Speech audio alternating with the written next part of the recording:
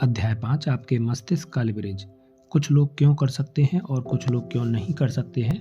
Rich dad guide to investing में मैंने अमीर डैडी का एक सबक बताया था जिसे यहाँ भी दोहराना उपयोगी रहेगा। वह सबक इस तरह शुरू होता है। अमीर डैडी, उनका बेटा और मैं समुद्र तट के सामने की एक सुंदर जायदाद के पास से गुजर रहे थे।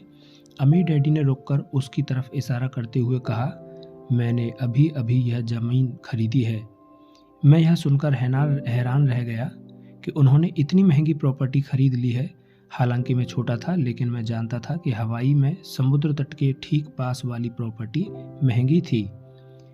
चूंकि मेरा अमीर डैडी उस वक्त तक अमीर नहीं बने थे, इसलिए मुझे इस बात पर हैरानी हुई कि वे ऐसे निवेश का खर्च कैसे उठा पाए।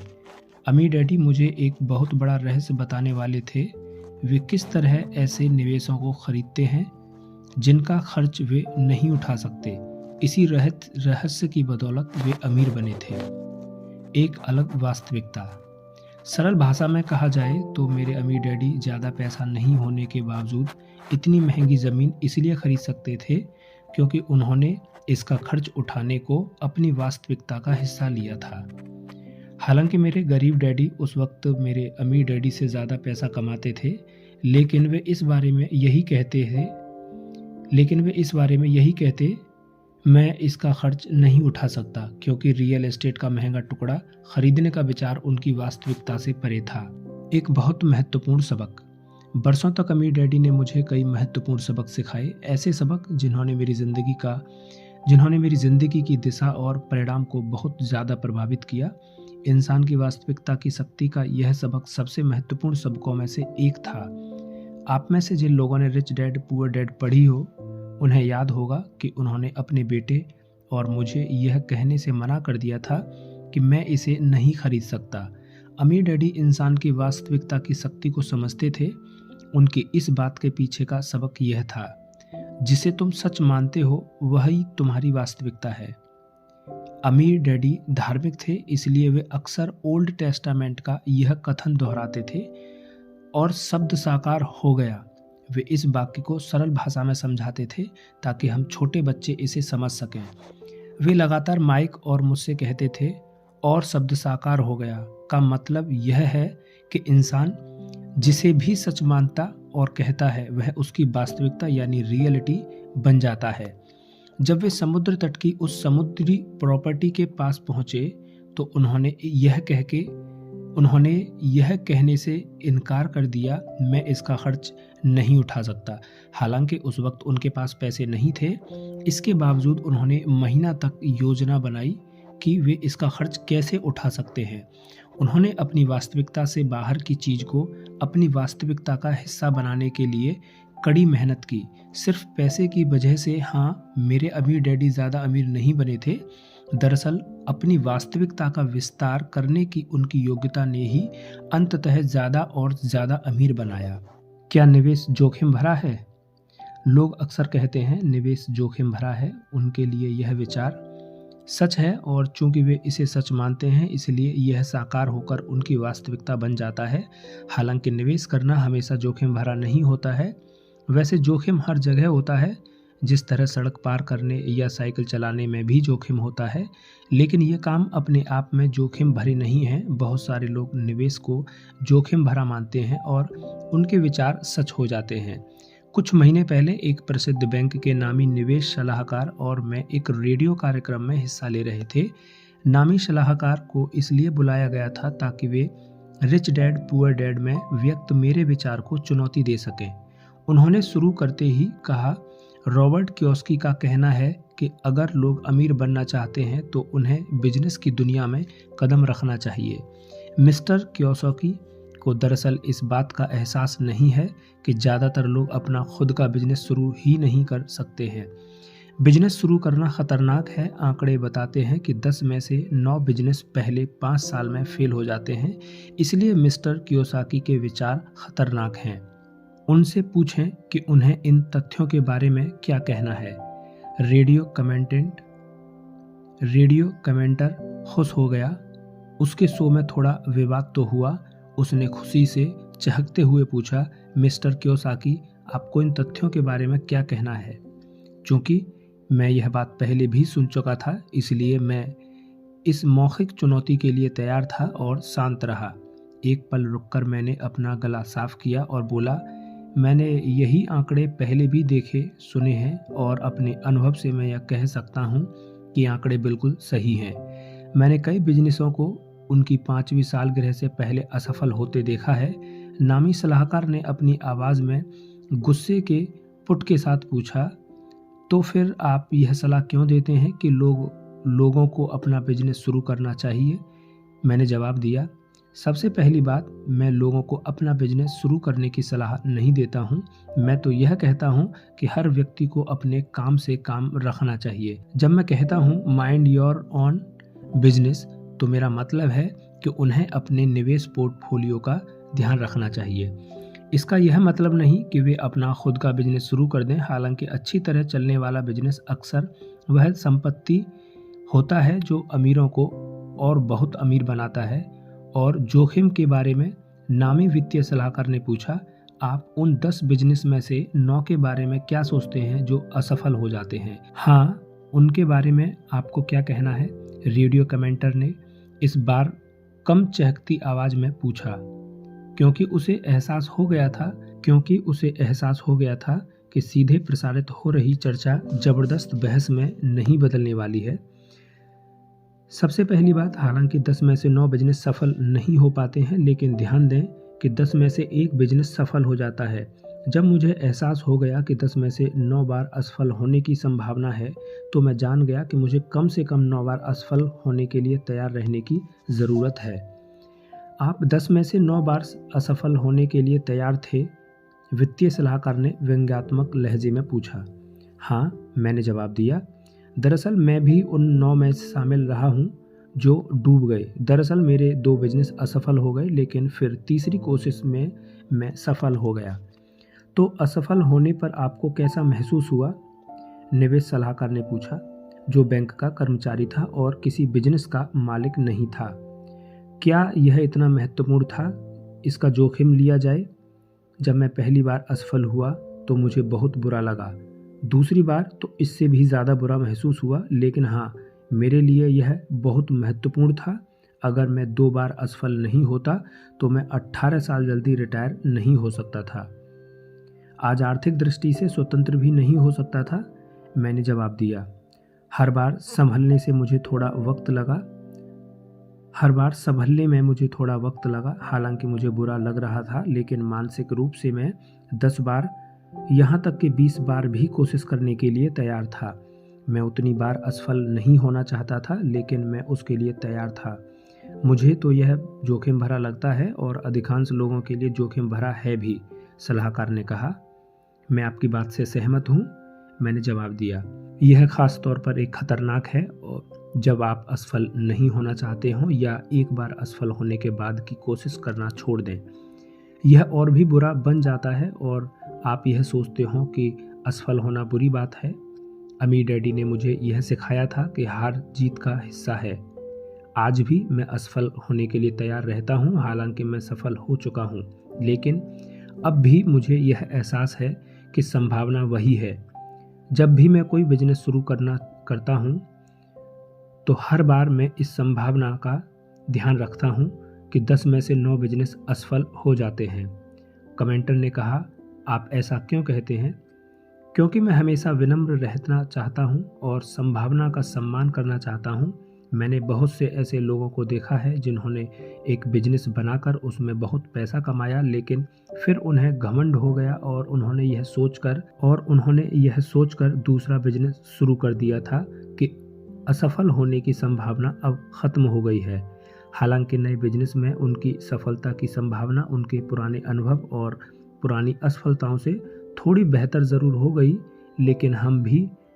लेकिन हम सभी को विनम्रता से इस संभावना के हिसाब से चलना चाहिए कि 10 में से 9 शुरुआती बिजनेस असफल हो जाते हैं। इसमें समझदारी दिखती है, कमेंटर ने कहा। तो आज आप जब कोई नया बिजनेस शुरू करते हैं तो इस बारे में सचेत रहते हैं। आप अब भी 10 में से 1 के सफल होने की संभावना का सम्मान करते हैं। सही है, मैंने जवाब दिया।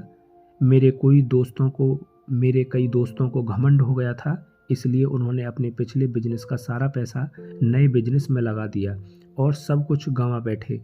अगर आप ज़िंदगी में सफल होना चाहते हैं तो आपको हमेशा संभावना के प्रति सम्मान दिखाना होगा। भले ही आप अतीत में कितने ही सफल हो चुके हों, हर प्रोफेशनल ब्लैक जैक खिलाड़ी जानता है कि पिछली 4 में से एक को और किंग आने का यह मतलब नहीं। खिलाड़ी जानता है कि पिछली चाल में एक एस और एक किंग आने का यह मतलब नहीं कि अगली चाल में संभावना बदल जाएगी। मैं इस बात का ध्यान रखूंगा, कमेंटर बोला। मुझे अब भी लगता है कि यह बहुत खतरनाक है, सलाहकार ने कहा। आप और आपकी पुस्तक दोनों ही खतरनाक हैं। ज़्यादातर लोग वह काम नहीं कर सकते जो आपने किया। ज़्यादातर लोग अपना बिजनेस चलाने के लिए तैयार नहीं हैं। क्या आप सहमत हैं? कमेंटर ने पूछा। इस बात में भी थोड़ी सच्चाई है, मैंने जवाब दिया। हमारा स्कूली सिस्टम लोगों को बिजनेस मालिक बनाने के बजाय कर्मचारी बनने का प्रशिक्षण देता है। इसलिए ज़्यादातर लोग आप बिजनेस चलाने के लिए तैयार नहीं होते हैं। इसलिए मैं हमारे नामी सलाहकार की बात से सहमत हूँ। थोड़ा ठहर कर मैंने सहमति की अपनी बात को उनके दिमाग में बैठ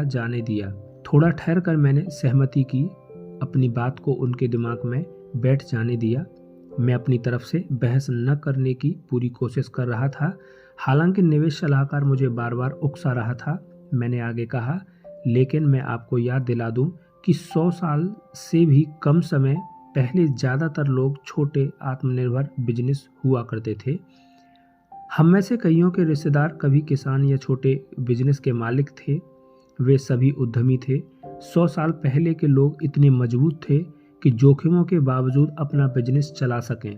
हेनरी फोर्ड जैसे लोगों द्वारा बिजनेस साम्राज्य बनाने के बाद ही ज़्यादातर लोग कर्मचारी बने हैं, लेकिन फोर्ड या जनरल इलेक्ट्रिक जैसे बिजनेस साम्राज्यों के स्थापित होने के बावजूद छोटे आत्मनिर्भर बिजनेसमैन तरक्की कर रहे हैं। दरअसल छोटे बिजनेसों से भी ज़्यादातर रोजगार उत्पन्न होता है और टैक्स का एक बड़ा हिस्सा मिलता है। जोखिमों के बावजूद ज़्यादा से ज़्यादा लोग अपना खुद का बिजनेस शुरू कर रहे हैं। वे नहीं होते तो बेरोजगारी बहुत बढ़ जाती। जोखिम लेने के इच्छुक इन व्यक्तियों के बिना हमारा देश आर्थिक दृष्टि से पिछड़ जाता। पूंजीवाद ने हमें जोखिम लेने और विकास का अवसर दिया है। अगर ये व्यक्ति जोखिम नहीं लेते तो हमारा देश उतना समृद्ध नहीं बन पाता जितना कि वह आज है। जो लोग जोखिम लेते हैं वे समृद्धि को बढ़ाते हैं। इंटरव्यू आगे भी 10 मिनट तक चला। ना तो कोई समाधान निकला, ना ही सहमति बनी।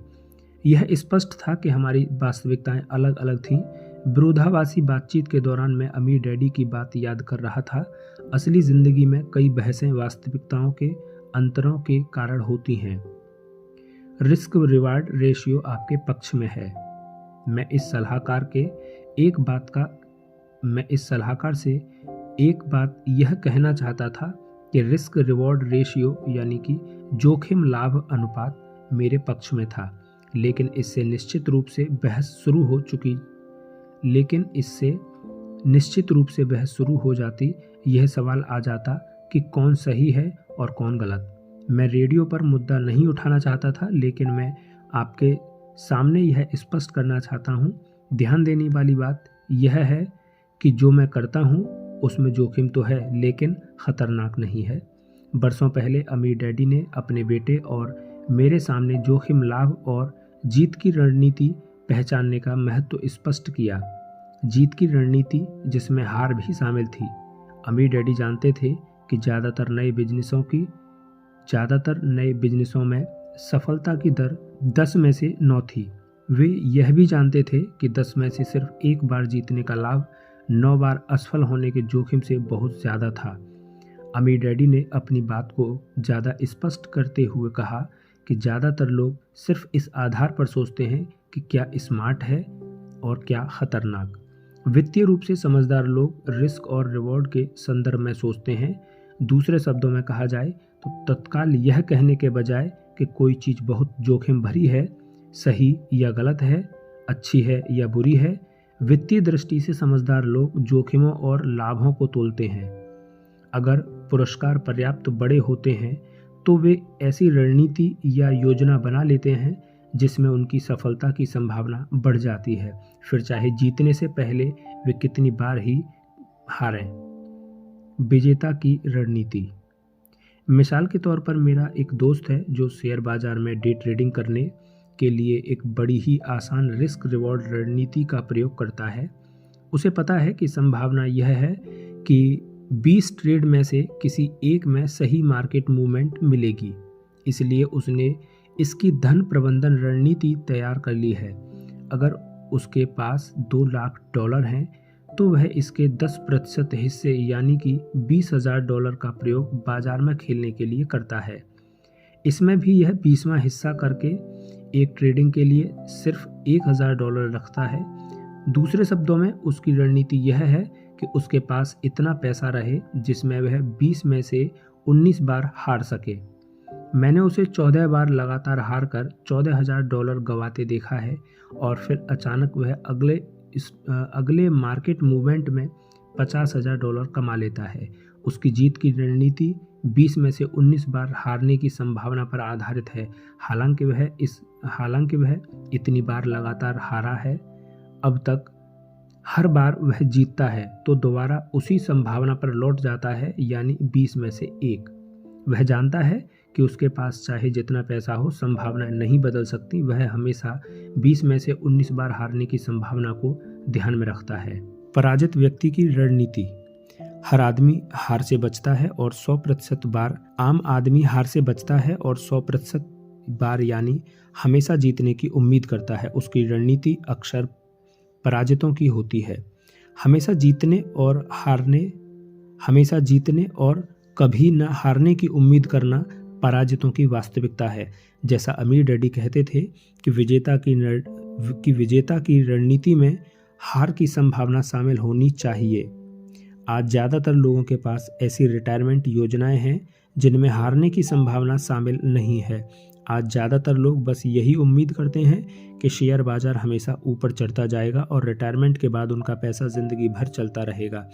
यह एक ऐसी योजना है जिसमें हारने की किसी संभावना को शामिल नहीं किया गया और इसलिए पराजितों की योजना है। विजेता जानते हैं कि हारना किसी भी योजना का हिस्सा होना चाहिए। जब मैं मरीन कॉर्प में था तो हमारे पास हमेशा आपातकालीन योजनाएं रहती थीं जो ऐसे समय के लिए होती थीं जब चीज़ें हमारी उम्मीद के मुताबिक ना हो। आज ज़्यादातर लोगों के पास रिटायरमेंट की आपातकालीन योजनाएं नहीं है। ज़्यादातर लोगों के पास ऐसी कोई रिटायरमेंट योजना नहीं है जिनमें रिटायरमेंट के बाद शेयर बाजार के बुरी तरह क्रैश होने या रिटायरमेंट फंड के ख़त्म होने की संभावना शामिल हो। दूसरे शब्दों में, रिटायरमेंट योजना के मामले में अधिकांश लोगों की रणनीति पराजितों की है, क्योंकि यह ऐसी रणनीति है जिसमें गलती की कोई गुंजाइश ही नहीं है। 100 में से 98 बार हारना। डायरेक्ट रेस्पॉन्स मार्केटिंग में काम करने वाले ज़्यादातर मार्केटर जानते हैं कि संभावना इस बात की है कि वे जितने लोगों को प्रस्ताव पत्र भेजेंगे उनमें से 98% लोग नहीं खरीदेंगे। इसलिए प्रोफेशनल मार्केट्स अपने मार्केटिंग अभियानों को 2% रिटर्न पर आधारित करते हैं, जबकि कुछ तो इससे भी कम पर करते हैं। वे जानते हैं कि इस 2% लाभ में उन 98% लोगों को डाक भेजने का खर्च भी शामिल होना चाहिए जो जवाब नहीं देते हैं। एक बार जब डायरेक्टर मार्केट्स ऐसा प्रस्ताव पत्र खोज लेते हैं जो 2% या बेहतर परिणाम देता है तो वे उन चिट्ठियों की संख्या बढ़ा देते हैं। हालांकि वे जानते हैं कि अब भी वे 98% बार असफल होंगे। वे जानते हैं कि सिर्फ 2% बार सफल होकर और 98% बार असफल होकर बेहद अमीर कैसे बना जाता है। पराजित लोग सोचते हैं कि हारना बुरी बात है। अमीर डैडी ने कहा था कि पराजित वे लोग होते हैं जो सोचते हैं कि हारना बुरी बात है। पराजित लोग हार बर्दाश्त नहीं कर सकते हैं और किसी भी कीमत पर हार से बचना चाहते हैं। कोई पराजित लोग तो सिर्फ सुनिश्चित चीज़ों पर दाव लगाते हैं, जैसे नौकरी की सुरक्षा, निश्चित तनख्वाह, गारंटी पेंशन और बैंक पर ब्याज। पराजित लोग हारते रहते हैं और विजेता जीतते रहते हैं। सिर्फ इसलिए क्योंकि विजेता यह जानते हैं कि हार जीत का ही एक हिस्सा है। जब हम छोटे थे तो अमीर डैडी अक्सर हमसे पूछते थे, क्या तुम 100 में से 99 बार हारने के लिए तैयार हो? वे हमसे जिस जवाब की उम्मीद करते थे वह यह था, हाँ, अगर एक बार जीतने का पुरस्कार 99 बार हारने की लागत और जोखिम से बहुत ज़्यादा हो। आगे स्पष्ट करने के लिए कहने पर हम कहते थे, अगर हम जानते हों कि हम $10 लाख जीत सकते हैं और रिस्क रिवॉर्ड रेशियो यानी जोखिम लाभ अनुपात 1:100 है और न्यूनतम दाव $1 का है, तो हम $1 के 100 नोट ले आएंगे और 100 बार $1 दांव पर लगाने की रणनीति बनाएंगे। एक बार जीत जाने के बाद हम दोबारा नई संभावनाओं के हिसाब से खेलेंगे, क्योंकि संभावनाएं नहीं बदलती हैं। हम अपने दांव बढ़ा सकते हैं, लेकिन तभी जब हम 100 में से 99 बार हारने के बावजूद बच सकते हैं। सही और गलत, खतरनाक या सुरक्षित के बजाय जोखिम और लाभ के संदर्भ में सोचने के लिए हमें प्रशिक्षित करने का आसान तरीका था। अमीर डैडी ना तो जुआ पसंद करते थे, ना ही वे हमें जुआ खेलने के लिए प्रोत्साहित करते थे। वे तो अपने बेटे और मुझे बस जोखिम तथा पुरस्कार के संदर्भ में सोचने का प्रशिक्षण देते थे। राइट बंधु सही क्यों थे? अमीर डैडी ने अपने बेटे और मुझे किटी हॉक, नॉर्थ कैरोलिना की अपनी यात्रा के बारे में बताया। वे द्वितीय विश्व युद्ध के दिनों में सेना से छुट्टी के दौरान वहां गए थे। उन्होंने कहा, लड़कों, किसी दिन तुम्हें किटी हॉक जाकर देखना चाहिए कि ऑरवेल और विल्बर राइट कितने स्मार्ट थे। दोनों भाई जानते थे कि पहली बार उड़ान भरने में जोखिम है, लेकिन खतरा नहीं उठाना चाहते थे। अमीर डैडी ने स्पष्ट किया कि राइट बंधुओं ने हारने का अभ्यास करने के लिए एक बड़ा मैदान चुना। उन्होंने कहा, दोनों युवक जानते थे कि वे हारेंगे, इसलिए उन्होंने बहुत सुरक्षित जमीन चुनी जहां वे बार बार गिर सकें लेकिन उन्हें नुकसान ना हो। वे पुलों या चट्टानों से नहीं कूदे। उन्होंने बहुत बड़ा मैदान चुना जहां अच्छी तेज हवा चलती थी और वे तब तक हारने का अभ्यास करते रहे जब तक कि वे उड़ने नहीं लगे। समझदारी से जोखिम लेने की इच्छा के कारण उन दोनों युवकों ने दुनिया को हमेशा के लिए बदल दिया। किसी दिन तुम दोनों को वहां जाकर वह मैदान देखना चाहिए जहां इन दो बहादुर आदमियों ने हारने का अभ्यास किया था, ताकि किसी दिन हम उड़ सकें। ज़्यादातर लोग आर्थिक दृष्टि से कभी नहीं उड़ पाएंगे क्योंकि वे असफल होने से बचने का विकल्प चुनते हैं। अगर 2000 में उसी घास भरे विशाल मैदान पर खड़ा था और वह देख रहा था जो मेरे अमीर डैडी ने लगभग 50 साल पहले देखा था। मैंने एक मैदान देखा जो उड़ान भरने से पहले गिरने के लिए आदर्श जगह थी। मुझे राइट बंधुओं के बारे में अमीर डैडी का सबक याद आ गया। अमीर डैडी ने अपने बेटे और मेरे सामने यह डायग्राम बनाया। इस डायग्राम को स्पष्ट करते हुए अमीर डैडी ने कहा, जब कोई व्यक्ति इस डायग्राम को स्पष्ट करते हुए अमीर डैडी ने कहा, जब कोई व्यक्ति इस तरह की बातें कहता है, नंबर 1, मैं इसका खर्च नहीं उठा सकता। नंबर 2, आप यह नहीं कर सकते। नंबर 3, मैं यह नहीं कर सकता। नंबर 4, यह असंभव है। तो वह अपनी वास्तविकता के भीतर से बोल रहा है और वह अपनी वास्तविकता के बाहर के विचारों पर टिप्पणियां कर रहा है। उन्होंने आगे कहा, जब राइट बंधुओं ने घोषणा की थी कि वे उड़ान भरने वाले पहले इंसान बनने जा रहे हैं, तो कई लोगों ने कहा था, इंसान कभी नहीं उड़ सकते। दरअसल यह बात कहने वालों में से एक शख्स तो उनके पिता ही थे, जो चर्च के सम्मानित व्यक्ति थे। अमीर डैडी के सरल डायग्राम से आप देख सकते हैं कि यह विचार ज़्यादातर लोगों की वास्तविकता से बाहर था कि इंसान उड़ सकता है। यह टिप्पणी उनकी ज्ञान वास्तविकता की सीमा के भीतर आई। इंसान कभी नहीं उड़ सकता। कई लोगों ने ऐसा इसलिए कहा था क्योंकि यह विचार उस वक्त के अधिकांश लोगों की वास्तविकता के बाहर था, लेकिन मेरे अमीर डैडी ने नहीं की थी। पैसे के मामले में बिल्कुल यही चीज़ मेरे अमीर डैडी ने की थी, लेकिन मेरे गरीब डैडी ने नहीं की। आज यह वाक्य आम बन गया है, बॉक्स के बाहर सोचने के इच्छुक बनो। अमीर डैडी इस पर कहते हैं कि कोई भी व्यक्ति 1-2 दिन के लिए बॉक्स से बाहर सोच सकता है। सवाल यह है, क्या आप बरसों तक बॉक्स से बाहर सोच सकते हैं? अगर आप ऐसा कर सकते हैं तो आप अमीर बनते चले जाएंगे। जब मैंने रेडियो इंटरव्यू में उस वित्तीय सलाहकार से कहा था कि मैं बिजनेस में 10 में से 9 बार असफल होने को तैयार था क्योंकि पुरस्कार जोखिम से बहुत ज़्यादा थे, तो मुझे शक है कि उसने मेरी बात सुनी भी थी। उसने दरअसल मेरी बात सुनी नहीं थी। जब मैंने कहा था, मैंने बिजनेस यह जानते हुए शुरू किया था कि शायद मैं असफल हो जाऊंगा। मैंने यह नहीं सोचा था कि पक्के तौर पर सफल हो पाऊंगा। बहरहाल मैं जानता था कि मुझे असफलता से शुरू करना होगा। इस तरह का नज़रिया उनकी वास्तविकता में शामिल ही नहीं था।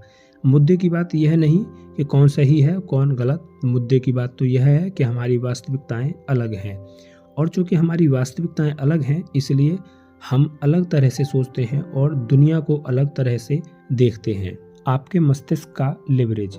मैं किसी को प्रोत्साहित नहीं कर रहा हूँ वह बाहर निकले और बगैर सोचे विचारे हारने लगे या किसी कसिनो में जाकर जुआ खेलने लगे। यह तो उतना ही महत्वपूर्ण जितना कि अपने रिटायरमेंट के लिए लॉटरी पर दांव लगाना। यह सबक व्यक्तिगत वास्तविकताओं की भिन्नता के बारे में है। सबक यह है कि हमारा मस्तिष्क लिवरेज का हमारा सबसे शक्तिशाली साधन है।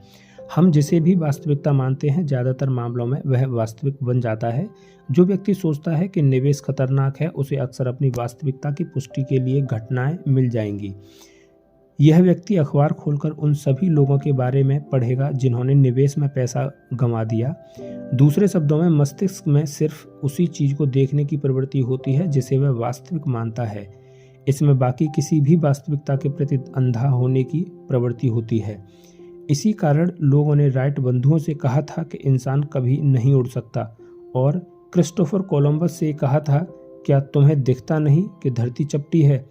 लोगों के पास हमेशा उनकी वास्तविकताएं होती हैं। जवानी में अमीर बनकर रिटायर होने के लिए आपको यह बहुत महत्वपूर्ण चीज़ सीखनी चाहिए कि आप अपनी वास्तविकताओं का नियंत्रण अपने हाथ में कैसे ले सकते हैं। अगर आप ऐसा करना सीख लें तो न्यूनतम प्रयास से अधिकतम पैसा कमाना आसान हो जाता है। अगर आप अपनी वास्तविकताओं को नियंत्रित और परिवर्तित नहीं कर सकते तो अमीर बनने में आपको उम्मीद से ज़्यादा समय लग सकता है। मेरे अमीर डैडी में अपनी वास्तविकता को लगातार बदलने की योग्यता थी और इसी कारण वे अमीर बन गए थे। वे समुद्र तट की उस प्रॉपर्टी के कारण अमीर बने थे। असली कारण तो यह अपनी वास्तविकता को बदलने की उनकी योग्यता थी। उस छोटी सी प्रॉपर्टी को खरीदने के बाद वे उससे भी बड़ी प्रॉपर्टी की तलाश करने लगे थे अपनी वास्तविकता का विचार करने के लिए। दूसरी तरफ अमीर डैडी में अपनी वास्तविकता को बदलने की योग्यता नहीं थी। जिस तरह से वे ज़्यादा कड़ी मेहनत करते थे और वित्तीय दृष्टि से कभी आगे नहीं बढ़ पाए। वे हमेशा कहते रहते थे कि मैं इसका खर्च नहीं उठा सकता, और इसी वाक्य ने वास्तविकता को आकार दिया। मेरे गरीब डैडी बहुत स्मार्ट थे। वे अगर अपनी वास्तविकता को बदलना चाहते तो उसी प्रॉपर्टी को खरीद सकते थे जिसे अमीर डैडी ने खरीदा था, लेकिन वे यह नहीं जानते थे कि उनकी वास्तविकता बीच में आड़े आ रही है। वे सचमुच सोचते थे कि वे कोई मिलियन डॉलर की उस प्रॉपर्टी का खर्च नहीं उठा सकते हैं। उनके विचार उनकी वास्तविकता बन गए। अंततः मेरे अमीर डैडी और मेरे गरीब डैडी में मूलभूत अंतर सिर्फ उनकी वास्तविकताओं का था। एक ने यह कहकर अपनी वास्तविकता का विस्तार करने का फैसला किया, मैं समुद्र तट की इस प्रॉपर्टी का खर्च किस तरह उठा सकता हूँ। हालांकि उस वक्त उनके पास खरीदने के पैसे नहीं थे। दूसरे ने यह कहने का विकल्प चुना, मैं इसका खर्च नहीं उठा सकता। जैसा मैंने कहा, यह समुद्री तट वाली प्रॉपर्टी नहीं जिसने एक को अमीर बनाया और दूसरे को गरीब। यह तो भिन्न भिन्न वास्तविकताओं का चुनाव है। लिवरेज। पहले नंबर का लिवरेज आपके मस्तिष्क में पाया जाता है क्योंकि यहीं पर वास्तविकताएं आकार लेती हैं। किम और मैं जवानी में अमीर बनकर रिटायर होना चाहते थे। इसके लिए हमें लगातार अपनी वास्तविकताओं पर नियंत्रण करने, परिवर्तन करने और विस्तार करने की ज़रूरत पड़ी। आज मैं लोगों से कहता हूँ कि $50,000 प्रतिवर्ष कमाने के लिए बहुत कड़ी मेहनत करने की स्थिति से बहुत कम मेहनत में $10 लाख प्रतिवर्ष आमदनी कमाने की स्थिति में पहुंचने का सफ़र वास्तविकता बदलने से शुरू होता है। यह जरूरी नहीं कि वास्तविकता का यह परिवर्तन बहुत बड़ा या बेहतर हो। वास्तविकता का परिवर्तन सिर्फ दृष्टिकोण बदलना भी हो सकता है। मिसाल के तौर पर नौसिखिए निवेशकों की तरह यह न कहें कि कोई चीज़ बहुत खतरनाक ज़्यादा है। इसके बजाय यह पूछें कि रिस्क रिवॉर्ड रेशियो क्या है, या जीतने से पहले मैं कितनी बार हारूंगा। वह प्रॉपर्टी बहुत ज़्यादा महंगी है या यह कहने के बजाय उस व्यक्ति के बारे में पुस्तकें पढ़ें या उस व्यक्ति से पूछें जो उस प्रॉपर्टी को खरीद सकता है और पता लगाएं कि वह कैसे खरीद सकता है। महत्वपूर्ण बात प्रॉपर्टी नहीं बल्कि वास्तविकता का परिवर्तन है। एक डैडी ज़्यादा अमीर क्यों बने, दूसरे डैडी ज़्यादा गरीब क्यों बने। अमीर डैडी ने अपनी वास्तविकताओं को लगातार बदलने, नियंत्रित करने और विस्तृत करने की योग्यता थी। चूँकि वे लगातार अपनी वास्तविकताओं का विस्तार कर रहे थे, इसलिए वे कम से कम काम करके ज़्यादा से ज़्यादा अमीर बनते चले गए। दूसरी तरफ मेरे अमीर डैडी ने अपनी वास्तविकता के भीतर जीने का विकल्प चुना। मेरे गरीब डैडी एक ऐसी दुनिया में जिए जिसे वे सच मानते थे। जाहिर है उनके जीवन में यही इकलौती वास्तविकता साकार हुई। दिन रात की कड़ी मेहनत के बावजूद रिटायरमेंट के वक्त वे गरीब थे।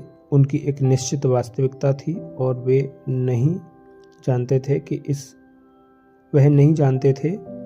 किस तरह नियंत्रित, परिवर्तित या विस्तृत बनाया जाता है। अपनी वास्तविकता को बदलने के बजाय वे इस तरह की बातें कहने लगे, मैं इसका खर्च नहीं उठा सकता, मैं कभी अमीर नहीं बन पाऊंगा, पैसे में मेरी कोई दिलचस्पी नहीं है, या रिटायर होने के बाद मेरी आमदनी घट जाएगी। उनके शब्द उनकी जिंदगी की सच्चाई बन गए। बरसों तक हमारी वास्तविकता के बाहर। नए साल की उस साल को कनाडा के ठंडे पहाड़ पर बैठकर मुझे एहसास हुआ कि मुझे इस बात की ज़रूरत है कि मैं वास्तविकता से बाहर के विचार सोचने की इच्छा रखूं, और जब तक सोचता रहूं तब तक की संभावना से भरे वे विचार मेरी वास्तविकता न बन जाएं। जिस तरह राइट बंधु बरसों तक ज़्यादातर लोगों की वास्तविकता से बाहर रहने की इच्छुक थे, उसी तरह किम, लैरी और मुझे भी बरसों तक ज़्यादातर लोगों की वास्तविकता के बाहर रहने की ज़रूरत थी। दरअसल हमें बरसों तक अपनी खुद की वास्तविकता के बाहर भी रहना पड़ा। अक्सर लोगों में हमारी बहस होती है और कभी कभार उनकी आलोचना भी होती थी कि वह स्वप्नदर्शी, मूर्ख, लापरवाह व जोखिम लेने वाले हैं। किम, लैरी और मुझे कम से कम 4 साल तक अपने विचारों पर विश्वास करना पड़ा। दूसरे शब्दों में हमें अपनी वास्तविकता को धकार कर संभावना के क्षेत्र में अपने लक्ष्यों तक पहुंचाने में 4 से 8 साल का समय लग गया। आज लोग मुझसे पूछते हैं कि अमीर बनने के लिए किस चीज़ की ज़रूरत है, तो मैं कहता हूँ इसमें अपनी वास्तविकता का विस्तार करने की योग्यता है। इसमें अपनी वास्तविकता का विस्तार करने की योग्यता ज़रूर होती है। अगर आप अपनी वास्तविकता का विस्तार नहीं करना चाहते हैं तो अमीर बनने में बहुत लंबा समय लग सकता है। अगर आप जवानी में अमीर बनकर रिटायर होना चाहते हैं तो आपको अपनी वास्तविकता को बदलने में और विस्तार करने की ज़रूरत है। आपको इसकी आदत डाल लेनी चाहिए, जैसा मेरे अमीर डैडी लगातार अपने बेटे और मुझे याद दिलाते रहें। इस इंसान के विचार और शब्द सच हो जाते हैं। एक सुझाव, अमीर डैडी ने अपने बेटे और मुझे हमारी वास्तविकताओं का विस्तार करना सिखाने के लिए एक बड़ा ही अच्छा तरीका अपनाया। उन्होंने हमें ऐसे लोगों की जीवनियाँ पढ़ने के लिए कहा जो उस तरह की ज़िंदगी जीते थे जैसे हम जीना चाहते थे। उदाहरण के लिए अमीर डैडी ने हमसे जॉन टी रॉकफेलर और हेनरी फोर्ड की जीवनियाँ पढ़ाईं। हाल ही में मैंने बिल गेट्स, रिचर्ड ब्रांसन और जॉर्ज सोरोस आदि सहित अन्य कई लोगों के बारे में या उनकी पुस्तकें पढ़ी हैं। जब मेरा सामना उन लोगों से होता है जो कहते हैं मेरी उम्र बहुत ज़्यादा है, तो मैं उनसे पूछता हूँ कि क्या वे कर्नल सैंडर्स की दास्तान पढ़ना चाहेंगे जो 60 साल की उम्र बाद अमीर बने थे। जब मैं किसी महिला को यह कहते सुनता हूँ मैं आगे नहीं निकल सकती क्योंकि यह मर्दों की दुनिया है, तो मैं उससे पूछता हूँ कि उसने अपनी बॉडी शॉप की संस्थापक अनीता रेडिक की कहानी पढ़ी है या मुरिल सीबर्ट की, जो न्यूयॉर्क स्टॉक एक्सचेंज में बैठने वाली पहली महिला थी। जब लोग कहते थे कि उनकी उम्र बहुत कम है तो उनमें से बिल गेट्स के बारे में पढ़ने को कहता हूँ जो 30 साल की उम्र के थोड़े ही समय बाद दुनिया के सबसे अमीर आदमी बन गए। अगर ये मिसालें उनकी वास्तविकताओं का विस्तार नहीं कर पाती तो मुझे नहीं लगता कि ऐसा कभी हो पाएगा। एक और बेहतरीन पुस्तक बिल फिलिप्स की बॉडी फॉर लाइक है। एक दोस्त ने मुझे इसे पढ़ने की सलाह दी थी क्योंकि उसने मेरा पेट बढ़ते देख लिया था। मैंने हाल ही में उसे पूरा पढ़ चुका हूँ और जब मैं इन पुस्तकों में बताई योजना पर चलता हूँ। बिल फिलिप्स ज़्यादातर बातें यही कहते हैं जो मेरे अमीर डैडी ने मुझे सिखाई थी, लेकिन इसका विषय शारीरिक सेहत है, जबकि अमीर डैडी का विषय वित्तीय दौलत है। विषय चाहे जो हो, प्रक्रिया समान है। उदाहरण के लिए बिन फिलिप्स कहते हैं कि वजन कम करना शुरू करने से पहले उसके कारण खोजें।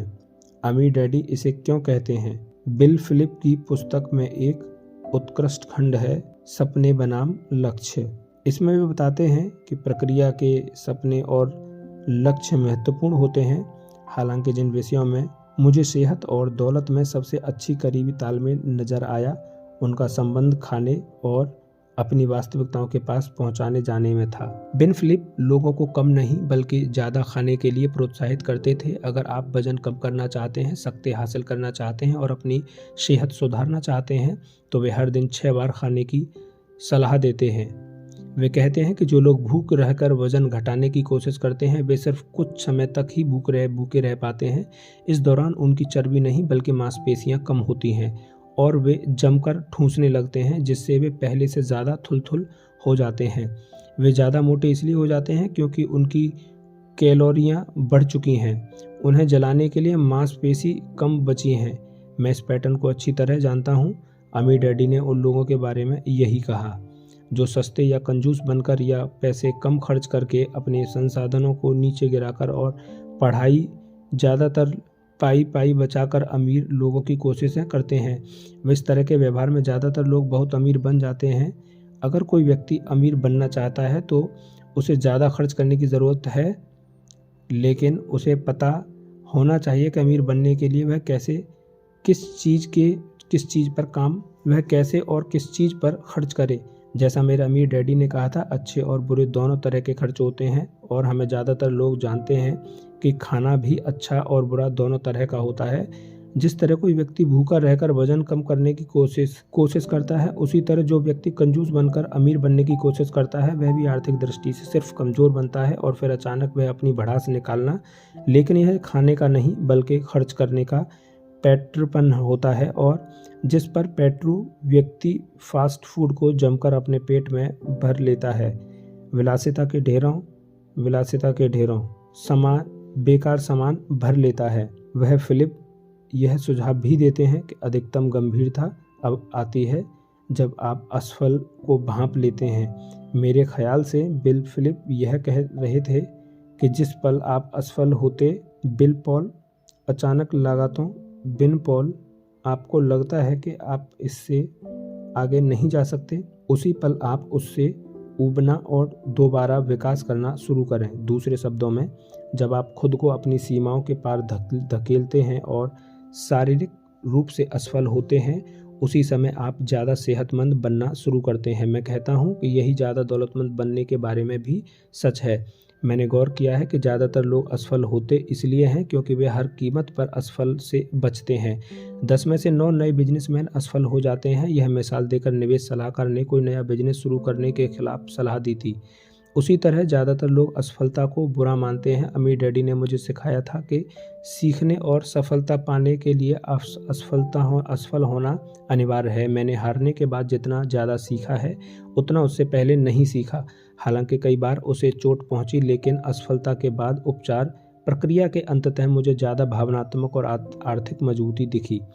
मैं कई लोगों से मिलता हूं जो सिर्फ इसलिए सफल नहीं हो पाए क्योंकि वे असफल नहीं हो पाए। वे अपनी व्यक्तिगत वास्तविकताओं, जिसमें वे अपने संभव मानते हैं के पार जिसे वे अपने लिए संभव मानते हैं के पार जाने में असफल रहें। इस कारण उन्हें यह भी पता नहीं चल पाया कि उन्होंने जीवन में क्या संभव है। जैसा मैंने कहा, मैं सोचता हूँ कि वास्तविकता को लगातार बदलने दें और अपनी वास्तविकता को लगातार बदलने और उसका विस्तार करने की योग्यता ने ही अमीर डैडी को अंततः दौलतमंद बनाया। बिल फिलिप्स स्वास्थ्य के बारे में यही बात कर रहे हैं। आप कितने सशक्त हैं इस बारे में अपनी वास्तविकता के भीतर रहकर आप ज़्यादा स्वस्थ नहीं बनते हैं। अगर आप ज़्यादा स्वस्थ और दौलतमंद बनना चाहते हैं तो आपको अपनी वास्तविकता के स्वस्थ और दौलतमंद वास्तविकता के पार निकलने की ज़रूरत है। आपको कई नई संभावनाओं के क्षेत्र में ज़िंदगी जीने की ज़रूरत है। अच्छी खबर यह है कि अगर आप लगातार अपनी सीमाओं के पार जाते हैं तो आपको सबसे ज़्यादा लिवरेज मिलता है। आपको ज़्यादा स्वस्थ, दौलतमंद, ज़्यादा समय तक युवा रहने, बेहतर दिखने का लिवरेज भी मिलता है और मेरे लिए यह लिवरेज मायने रखता है। अगर आप अपनी वास्तविकता का विस्तार करना चाहते हैं तो उन लोगों के बारे में पुस्तकें पढ़ें या ऑडियो टेप सुनें जो पहले ही वह चीज़ हासिल कर चुके हैं जिसे आप हासिल करना चाहते हैं। मेरे गरीब डैडी ने मुझे प्रोत्साहित किया कि मैं महान लीडर्स की पुस्तकें पढूं, जैसे राष्ट्रपति लिंकन, राष्ट्रपति Kennedy, Gandhi, Martin Luther king आदि।